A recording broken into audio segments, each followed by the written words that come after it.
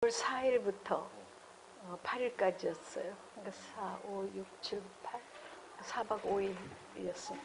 그럼 그 세계 대학 여총장 포럼이 네. 항상 북경에서 열리나요? 아닙니다. 아니면 지역을 이렇게? 중국에서 개최하는 거예요. 중국이 주최하는 거기 때문에 중국 각지에서 옛날에는 뭐 남경에서도 하고 지난 5차 회의 제가 갔을 때는 복건성 그 하문에서 했어요.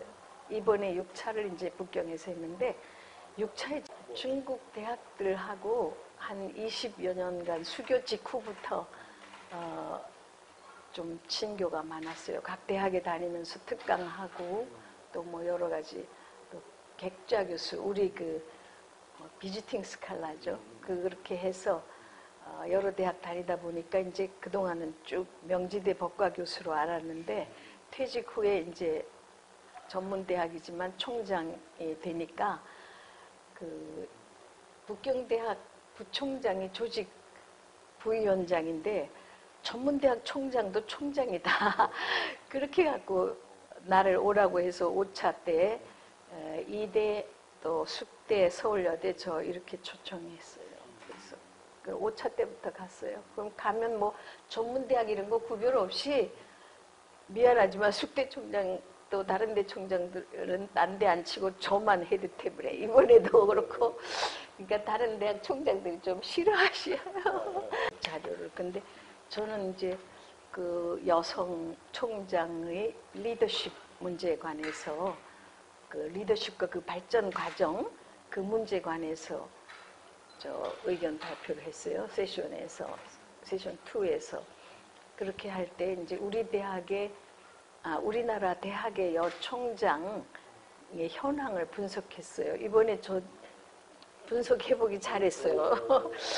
보내고 이제 요지를 가지고 하는데 우리 대학 우리나라 대학을 보니까 4년제 대학 200여 개를 봤더니 여자 총장이 6.9%예요. 단지 6.9%예요. 그러니까 14명이에요. 근데 다 설립자 가족, 설립자거나 그 배우자거나 딸 또는 뭐 며느리. 그 다음에 이제 전문대학은 139개 중에서 15.8%예요. 많았어요, 여자 총장이. 상대적으로 많았어요. 근데 봤더니 왜 그런가 하니까 간호대학, 보건대학이 5개가 끼니까 거기는 이제 간호과 교수들을 총장으로 하니까 자연이 많고 역시 나머지도 딸, 배우자, 며느리 뭐 이렇게 그러니까 커넥션이 다 있는 경우고요. 국공립대학은 46개 중에 한 명도 없었어요. 그래서 그런 게 이번에 참 내가 보기에도 유익했어요.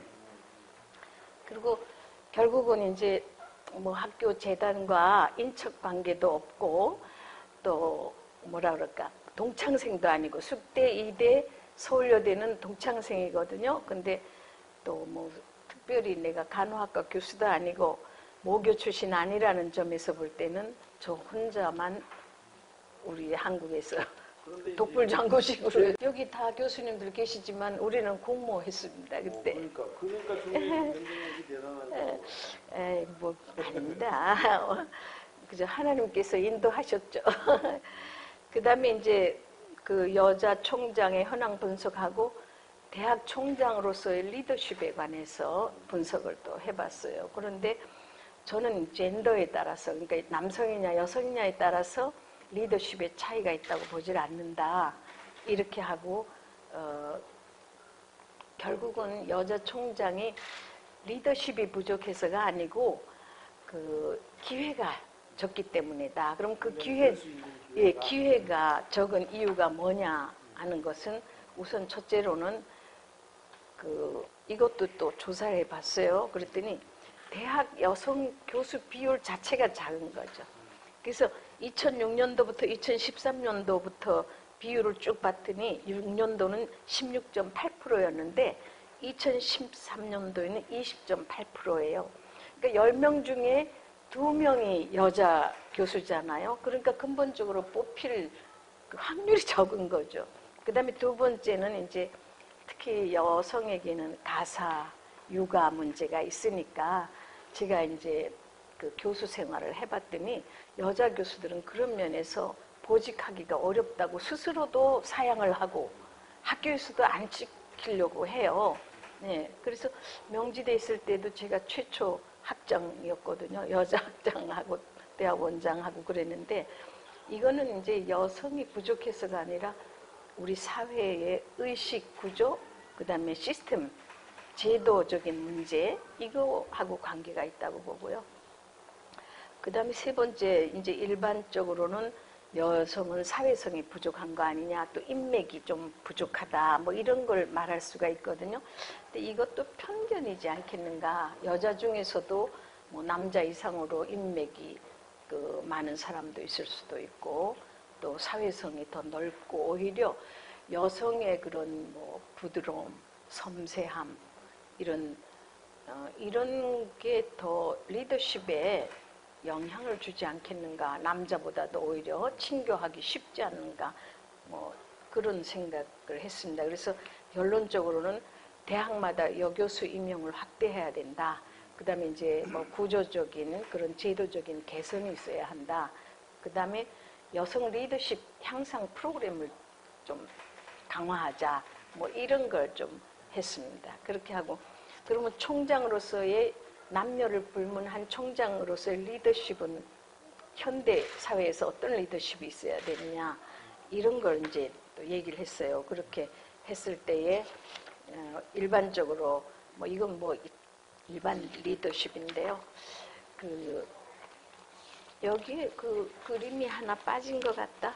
나무 있는 맨 마지막 그림. 거기 보면 우리가 뭐 일반 그 사회의 리더들은 우선 그 방면에 전문성을 갖고 있어야 되고 지식을 가지고 있어야 되고 또 뭐라 그럴까요?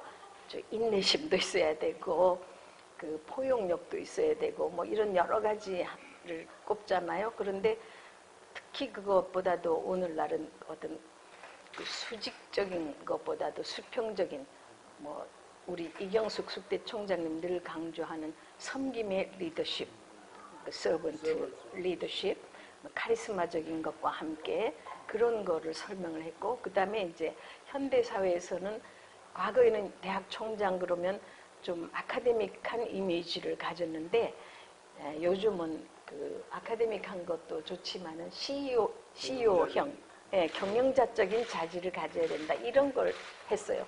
그리고 마지막으로는 이제 내 개인의 그러면 리더십의 발전 과정은 어땠느냐 이거를 물어서 이 책에도 나와 있었는데 근본적으로 리더십이라는 게 뭐 내가 리더십 프로그램이 필요하다고는 했지만 가정에서부터 어렸을 때부터 리더십 교육이 되어야 되고 그 다음에 학교 사회에 나가서 리더십의 양성 교육이 필요하다 이런 걸 했어요. 그게 제 주제 발표 요지예요.